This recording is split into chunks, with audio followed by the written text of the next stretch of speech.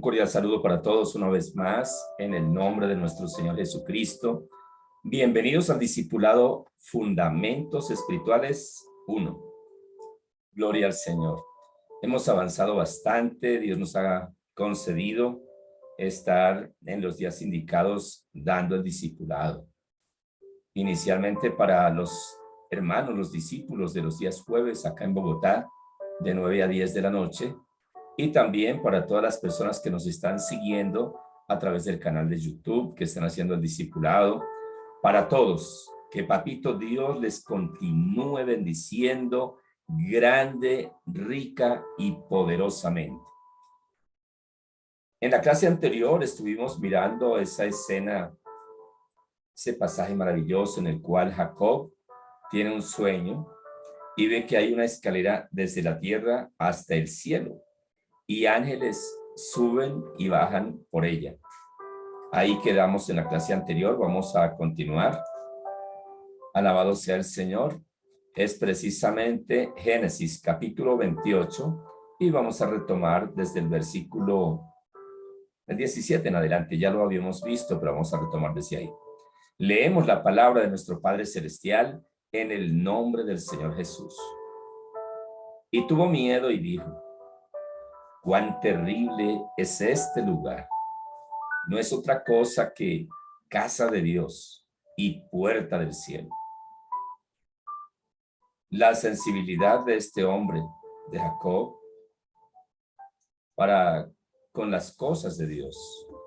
Recordemos que desde un principio, desde que estaba en el vientre de su madre, él quería nacer primero. Sin embargo, nació primero su hermano Esaú, pero él ahí estaba prendido de la pierna de su hermano tratando de nacer primero.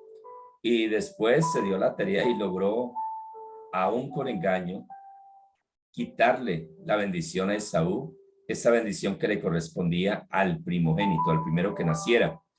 Y justamente debido a ello tuvo que huir porque su hermano lo iba a matar. Llega a este lugar y tiene ese sueño en el cual veía que una escalera que estaba desde la tierra hasta el cielo, que es tipo del Señor Jesús. Muy bien. El único camino al Padre es el Señor Jesús. Por eso él dice en Juan 14:6, yo soy el camino, yo soy la verdad, yo soy la vida. Y nadie viene al Padre sino por mí. Entonces, continuamos desde ahí. Gloria al Señor. Ahora sí vamos a entrar al versículo 18. Y se levantó Jacob de mañana y tomó la piedra que había puesto de cabecera y la alzó por señal y derramó aceite encima de ella. ¿Se puede imaginar usted dormir con una piedra de cabecera? Claro, estaba en el campo. Seguramente era época de verano, o si no, quizás no hubiera salido. Recordemos que allá no es un país tropical, sino que es un país de estaciones. Es decir, que hay invierno y cuando hay invierno allá no llueve como en Latinoamérica, sino que cae nieve y cubre todo de nieve. Pero era seguramente verano, otoño, primavera, no dice en todo caso. Lo que sí nos cuenta es que tomó la piedra que había puesto por cabecera y la alzó y derramó aceite encima de ella. En ese contexto, el aceite se usaba para ungir reyes, sacerdotes, en fin. Sin embargo, acá lo vemos ungiendo la piedra que había puesto por cabecera, pero no lo hacía por emoción, sino que lo hacía debido al sueño que había tenido y lo que acabó de pronunciar. Cuán terrible es estar en este lugar. No es otra cosa que casa de Dios y puerta del cielo. Él reconoció que allí en ese lugar, donde había puesto por cabecera una piedra, estaba la presencia de Dios. Y sabemos que Dios habla a su pueblo y a sus hijos de varias maneras. La manera más segura es a través de su palabra escrita. pero también dice, habla en sueños. No todos los sueños son de Dios, pero sí hay sueños que Dios da. Y Jacob reconoció que el sueño que había visto era de Dios. Qué bueno que el Espíritu Santo que hoy está en el espíritu de cada hijo de Dios nos guíe. Seguramente que Él sí nos hace sentir qué es de Dios y qué no. Que el Espíritu Santo nos dé la sensibilidad para reconocer lo que es y lo que no es de Dios. Y aquí Jacob no dudó por un momento, se levantó, tomó la piedra, la ungió con aceite, porque decía, no es otra cosa que casa de Dios y puerta del cielo, el lugar donde él había pasado la noche. Digamos que desde allá, si quisiéramos darle una aplicación, ahora en la dispensación de la gracia, el Señor Jesús, en San Mateo capítulo 28, versículo 19 dice, y 20.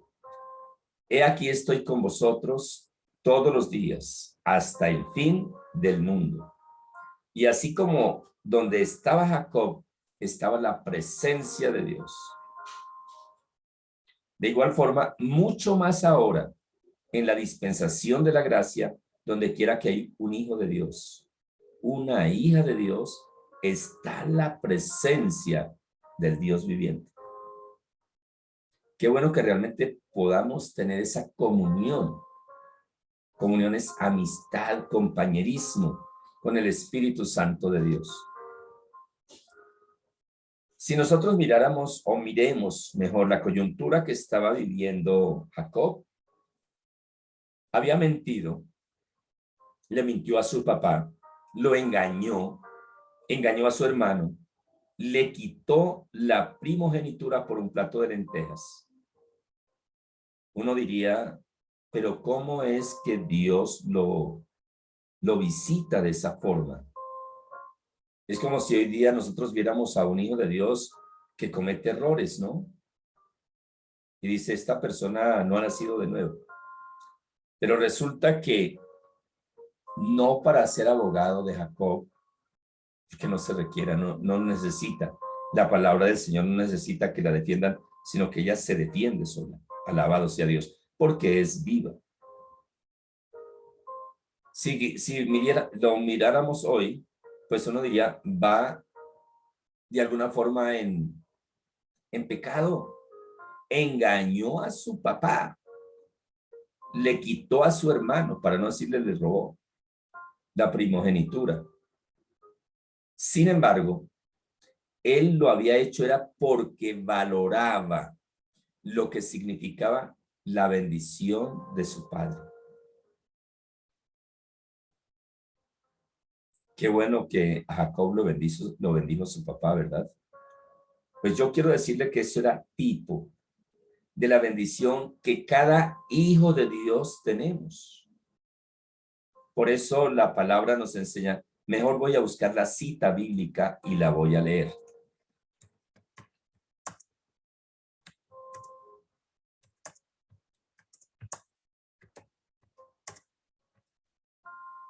Se encuentra en Efesios capítulo 1, versículos 3 y 4.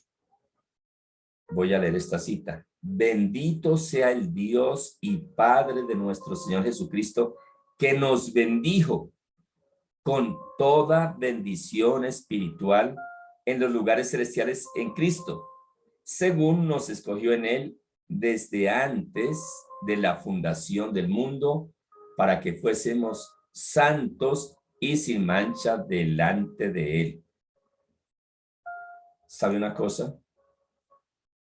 Esa bendición que valoró tanto Jacob, que hizo que le mintiera a su papá, que le quitara a su hermano la primogenitura, es tipo de la bendición que nosotros hemos recibido. Dice, bendito sea el Dios y Padre de nuestro Señor Jesucristo, que nos bendijo, ya lo hizo, está en tiempo pasado, nos bendijo, no dice nos irá a bendecir. Por eso, haciendo acá un paréntesis, Yo no le digo a un hijo de Dios que Dios te bendiga. ¿Por qué? Porque es que ya Dios nos bendijo. ¿Cómo saludo yo a un hijo de Dios, a una hija de Dios? Que el Todopoderoso o el Padre Celestial les siga bendiciendo, porque es que ya nos bendijo. ¿A quién debemos decir que Dios lo bendiga? A una persona que no conoce del Señor. Que Dios lo bendiga para que tenga un encuentro con el Señor Jesucristo y reciba la bendición del Dios Todopoderoso. Es una enseñanza un poco entre líneas de lo que estamos viendo en sí, y es el valor de la bendición del Padre, lo que era para Jacob la bendición de su papá. En este caso es para nosotros lo que simboliza, lo que significa la cita que acabamos de leer en Efesios, capítulo 1, versículos 3 y 4. Bendito sea el Dios y Padre de nuestro Señor Jesucristo, que nos bendijo con toda bendición. ¿Qué estamos nosotros dispuestos a hacer para reconocer esa bendición? Jacob peleó para obtenerla, la bendición de su padre. Nosotros lo único que hicimos fue abrir nuestro corazón, reconocer que somos pecadores, que necesitábamos de ese amor, de ese perdón, y como consecuencia empezamos a ser hijos de Dios, y en ese momento recibimos espiritualmente toda bendición del Padre Celestial, la que expresa aquí el apóstol Pablo enseñando doctrina a la iglesia en Éfeso. Bendito el Dios y Padre. Pero hago este paralelo para mostrar lo que significaba para Jacob la bendición. ¿Qué tanto realmente nosotros valoramos esa bendición que ya tenemos por haber creído en el Señor Jesucristo? La palabra dice que fuimos bendecidos con toda bendición espiritual en los lugares celestiales en Cristo Jesús. La única forma es estando en Cristo. No hay más posibilidades. La única forma para estar bendecidos es estando en Cristo Jesús. Porque dice, con toda bendición en los lugares celestiales en Cristo Jesús. Gloria al Señor. De ahí la importancia para Jacob de la bendición, que era tipo, sombra de la bendición que recibió la iglesia del Señor Jesucristo. Y como hemos visto en muchas oportunidades, la iglesia no es un edificio, la iglesia es todo hombre y toda mujer que ha recibido al Señor Jesucristo como su Señor y Salvador, que persevera en el evangelio. Alabado sea el Señor. Gloria a Dios. De tal forma, gloria a Dios, que Jacob, cuando tiene ese sueño en el versículo 18, dice, y se levantó Jacob de mañana y tomó la piedra que había puesto de cabecera y la alzó por señal y derramó encima de ella aceite. Y llamó el nombre de aquel lugar Betel. Como este es un discipulado, por favor, investigamos qué quiere decir Betel. Aunque Luz era el nombre de la ciudad primero. Ese lugar donde se encontraba era Luz, pero le cambió el nombre y le puso Betel. ¿Por qué? ¿Qué significa Betel? Primera tarea. Versículo 20. E hizo Jacob voto diciendo. Hoy día está muy de moda decir pacte con Dios, hago un pacto con Dios.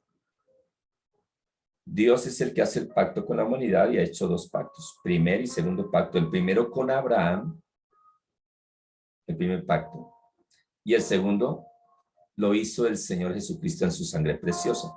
¿Qué hace un hijo de Dios? Hace un voto, así como lo hizo Jacob. Acá lo encontramos, versículo 20.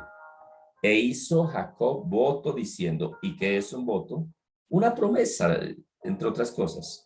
E hizo Jacob voto diciendo, si fuera Dios conmigo y me guardare en este viaje en que voy y me diere pan para comer y vestido para vestir, y volviere en paz a casa de mi padre, Jehová será mi Dios. Y esta piedra que he puesto por señal será casa de Dios, y de todo lo que me dieres, ojo acá, el diezmo apartaré para ti. Ahí no estaba aún la ley. Ahí se estaba aún en la dispensación de la promesa, de la fe. La dispensación de la promesa hecha a Abraham, que en él serían benditas todas las naciones de la tierra, que de él saldrían naciones, reyes, príncipes. Y vimos que el primero que dio diezmo fue Abraham, cuando volvía de la derrota de los reyes. Ya lo estudiamos, ya lo vimos. Pero acá encontramos que Jacob hace voto.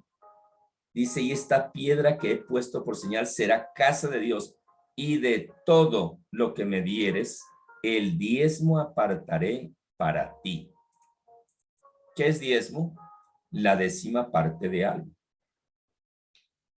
Personalmente, yo tuve mucha dificultad para dar diezmo y hacerlo de una manera voluntaria y con amor. Y si a Dios le damos algo, hay que hacerlo con amor, o si no, mejor no hagamos nada o no demos nada. Y me costaba mucho trabajo porque, infortunadamente, donde yo crecí espiritualmente, usaban para pedir el diezmo. Antes de pedir el diezmo pasaba un hermano y hacía una lectura bíblica como para motivar a los hermanos para que diezmaran. Y algunos leían Malaquías, que Malaquías está bajo la ley, dice, malditos sois con maldición. Yo decía, no puede ser que se utilice en la iglesia del Señor Jesús esta lectura para motivar a pedir el diezmo, cuando el diezmo debe ser algo que nace, así como ocurrió con Abraham y con Jacob. Y el diezmo es para bendición, y el diezmo no es de la ley, sino de la dispensación de la fe. Y en este caso de la fe, ¿por qué? Porque nosotros por fe sabemos que nuestro proveedor es nuestro Padre Celestial. Que si yo tengo salud para trabajar, ¿quién me da esa salud? Papá Dios. Si yo tengo un empleo, un negocio, cualquier cosa, de cualquier forma, que el Padre me haya dado para ganarme la vida de una manera honesta, pues todo lo he recibido de mi Padre. Y si yo veo que debo dar ese diezmo con amor, pues debo hacerlo sin que tenga que motivarme. Es más, ya en el Nuevo Testamento, la palabra dice, de todo lo que Dios los haya prosperado, separen algo para que los lleven y no haya necesidad de pedir. Es más, el diezmo ni la ofrenda uno tendría que estar pasándole alfolí el día domingo para que los hermanos depositen. Lo correcto sería que hubiera una cajita o un lugar determinado en la congregación y que el hermano llegue y sin que nadie le diga nada, lo echa ahí. Ahora, ¿por qué se acostumbra a tomar el alfolí y recibir la ofrenda? Se acostumbra para que el ministro de Dios tome esa ofrenda y ese diezmo que recoge el día domingo, el día que lo recoge, lo presente a Dios, le dé gracias y bendiga espiritualmente y aún económicamente la vida de ese hermano, de esa hermana que ofrenda y que diezma. Y acá vemos cómo un hombre de Dios como Abraham, en quien fueron benditas todas las naciones de la tierra. Y vemos ahora acá a su nieto Jacob, hijo de Isaac, haciendo ese voto. De todo lo que tú me des, el diezmo apartaré para ti. Cuando llevamos el diezmo o la ofrenda a la congregación, al lugar donde somos alimentados espiritualmente, porque ese es otro punto. Hago otro paréntesis porque este es un discipulado. Hay algunos hermanos que de muy buena voluntad dicen que ellos cuando ven a una persona atravesando una necesidad, van y le compran algo o le dan el diezmo que tenía para la iglesia o para la congregación mejor. Bíblicamente no es correcto, porque el diezmo, si nosotros miramos Génesis 14, lo damos donde recibimos el alimento espiritual. El diezmo, repito, el diezmo, la ofrenda, es para llevarlo al lugar donde recibimos el alimento espiritual. Eso es lo correcto. ¿Qué debemos hacer con la persona que está en necesidad? Ya como cosa nuestra, de mi recurso, de mi dinero, debo, si Dios me hace sentir, bendecirlo. Y si es una persona de la congregación, el pastor, con la sabiduría de Dios, mirará que habrá un hermano en gran necesidad. Es más, tomará una ofrenda especial para bendecir a ese hermano. Y si es próspera la congregación, que llega bastante dinero, pues de ese mismo dinero que recibe, ya el mismo ministro toma para bendecir a esa familia. Es lo que se debe hacer. Y no nosotros tomar el diezmo que vamos a llevar donde recibimos el alimento espiritual y darlo a alguien que porque está en necesidad. Eso no es bíblico. Amén. Gloria al Señor. Como es un discipulado, pues hay que ir hablando al respecto de lo que el Espíritu de Dios está colocando en torno al diezmo, que acá estamos viendo, retomando la clase, vemos a Jacob cómo hace voto. Otros dirían pacto, pero tampoco es bíblico, es voto. E hizo voto diciendo. Y lo cumplió, porque recordemos que la palabra nos enseña que cuando nos acerquemos al lugar de adoración, nos acerquemos más para oír que para hablar cosas o prometer. Dice, es mejor que no prometas y no que prometas y no cumplas. Acá Jacob prometió, si tú me guardas, estás conmigo, voy y regreso, tengo alimento, lo necesario, de todo lo que tú me des, el diezmo apartaré para ti. Ahora, ¿no se preguntaría, ¿Dios necesita dinero? Claro que no. Dios es el dueño del oro y de la plata. ¿Qué ama Dios? La obra, la iglesia del Señor Jesucristo, porque costó, el precio que se pagó fue la vida del Señor Jesucristo. Entonces, ese hombre o esa mujer que es llamado por Dios, y ahí es donde está el problema, que hay muchos que no han sido llamados por Dios. El hombre o la mujer que ha sido llamado por Dios a ser pastor, a cuidar del rebaño del Señor, necesita esos recursos para la obra, para el arriendo, para los servicios, para él sostenerse con su familia. Más adelante, si alcanza el tiempo en este discipulado, miraremos cómo de las 12 tribus que entraron a la tierra prometida, a esta tierra en que está Jacob, y que el Padre Celestial había prometido a Abraham, de las 11 tomaron territorio, tierra, y para vivir, para producir, en fin. Pero una tribu, la tribu de Leví, no, Dios le dijo que no le diera tierra, que se dedicara al servicio de la obra de Dios, de tiempo completo. Y toda esa tribu cumplía esa función. Ahora, en esta dispensación no estamos bajo ese pacto, ni bajo ese sacerdocio que era de Leví, el sacerdocio levítico. Hoy día nosotros, en la dispensación de la gracia, obviamente estamos bajo el nuevo pacto, bajo el pacto de nuestro Señor Jesucristo. Y he escuchado a algunos hermanos argumentando que ya no se debe tomar diezmo, porque en la dispensación de la gracia no hay sacerdotes, y que el sacerdote es el que debe tomar el diezmo. Claro, en el antiguo pacto era el sacerdocio de Leví. En la dispensación de la gracia el sacerdocio es espiritual y es de la tribu de Judá, de la cual, humanamente hablando, de la Virgen María y de José, nació el Señor Jesús. Entonces, cada hombre, cada mujer que dedica, que es llamado por el Señor, y recordemos que ahora el que ha constituido al sacerdote de Dios es directamente el Señor Jesucristo.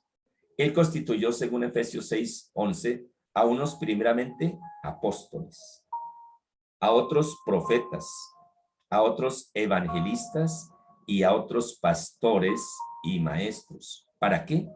Para edificar el cuerpo del Señor Jesucristo, su iglesia.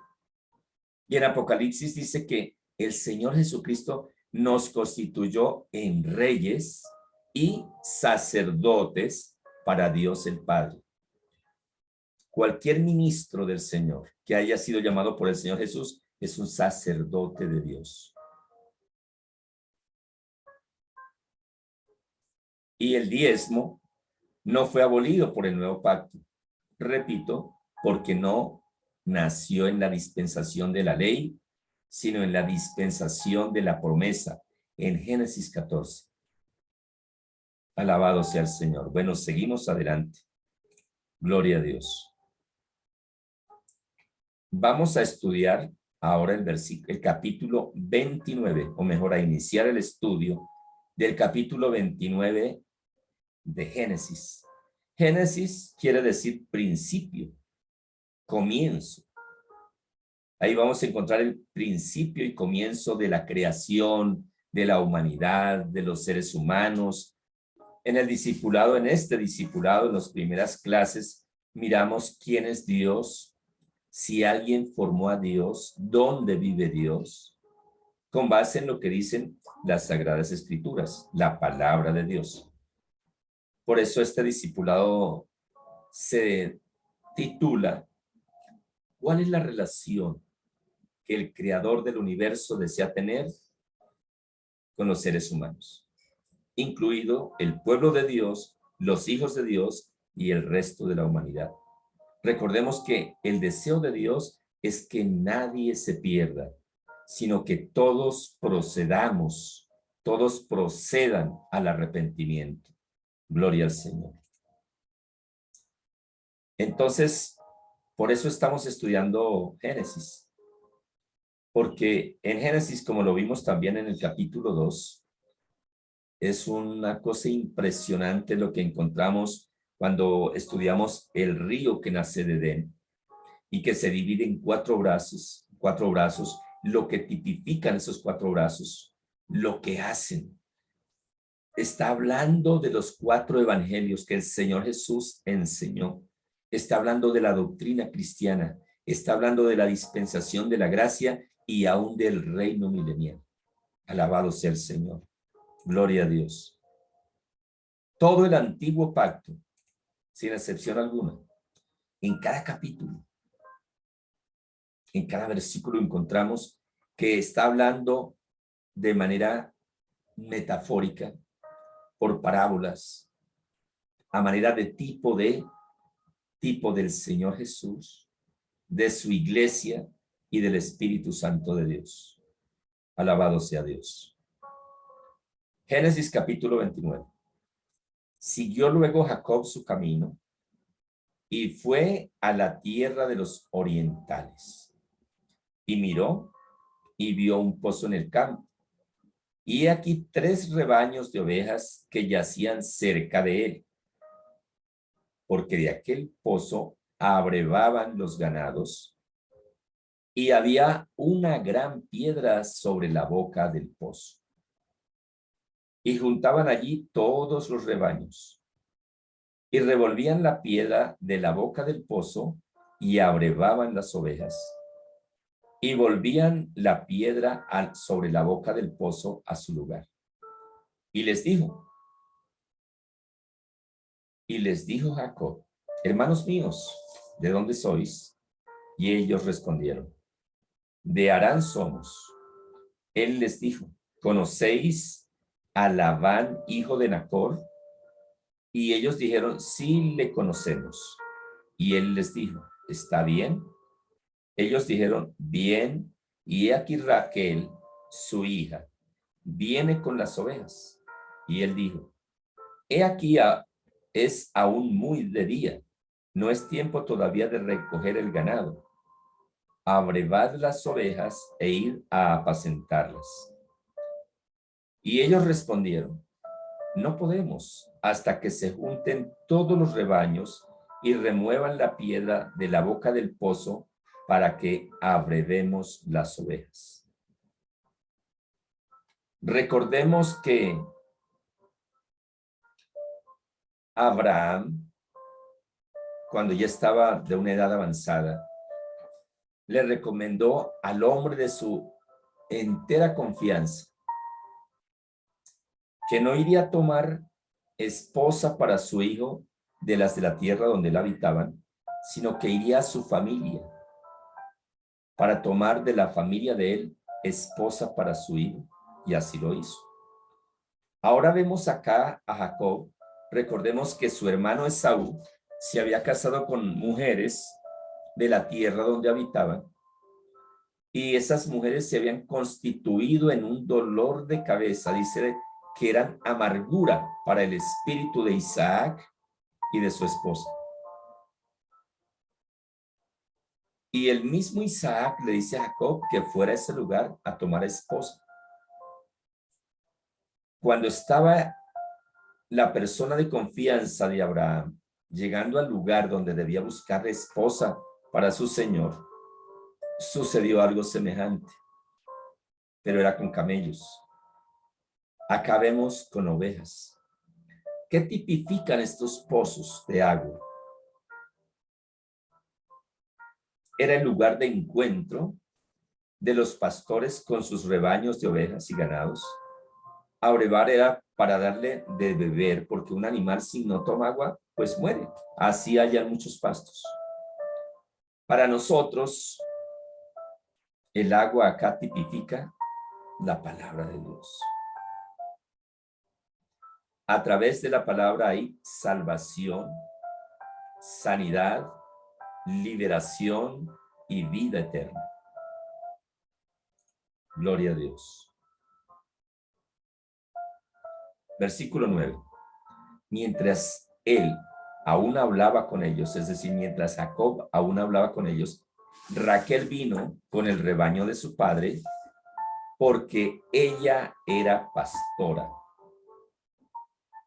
Era una joven hermosa, pero era trabajadora. Pastoreaba el rebaño de su padre. Gloria a Dios. Y sucedió que cuando Jacob vio a Raquel, hija de Labán, hermano de su madre, y las ovejas de Labán, el hermano de su madre, se acercó Jacob y removió la piedra de la boca del pozo. Y abrevó el rebaño de Labán, hermano de su madre, de su tío.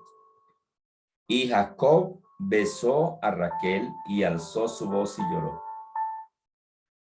¿Qué podemos analizar ahí cuando dice que la besó y alzó su voz y lloró? Lo flechó completamente. Se enamoró de su prima.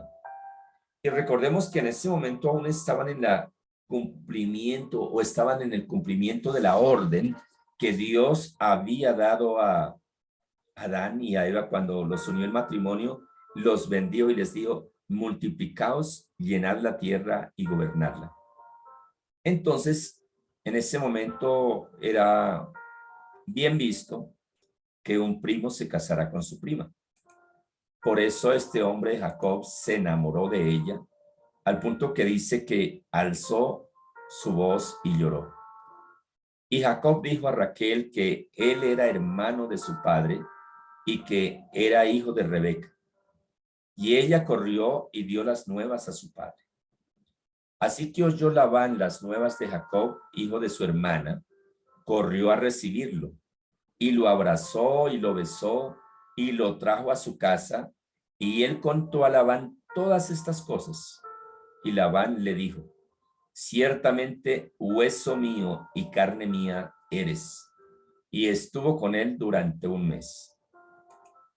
¿Recordamos esas palabras, hueso mío y carne mía? Cuando el Padre Celestial permitió que Adán quedara dormido profundamente, la anestesia espiritual, y mientras Adán dormía, sacó una de sus costillas, hizo esa hermosa mujer que llamó inicialmente varona. Cuando despertó Adán y vio a esa hermosa mujer, dice: ella es ahora hueso de mis huesos y carne de mi carne, varona será llamada. Y acá este hombre le dice a su sobrino, ciertamente hueso mío y carne mía eres. Y estuvo con él durante un mes. Entonces dijo Labán a Jacob, por ser tú mi hermano, ¿me servirás de balde? Dime cuál será tu salario. Y Labán tenía dos hijas. El nombre de la mayor era Lea y el nombre de la menor Raquel. Y los ojos de Lea eran delicados, pero Raquel era de lindo semblante y de hermoso parecer. Y Jacob amó a Raquel y dijo, yo te serviré 7 años por Raquel, tu hija menor. Vemos nuevamente ese número 7. Si recuerdan capítulos atrás, cuando Caín, por haber pecado, le dijo al Padre Celestial que grande era su castigo, que ahora en adelante cualquiera que lo encontrara lo mataría. Y el Padre le dijo, mire, cualquiera que mate, que llegara a matar a Caín, 7 veces sería vengado. Después, más adelante, un descendiente de Caín dice, si Caín debía ser vengado 7 veces, ahora, en mi caso, será vengado 70 veces 7. Y en el Evangelio de San Mateo encontramos cuando los discípulos dicen al Señor, ¿cuántas veces he de perdonar a mi hermano?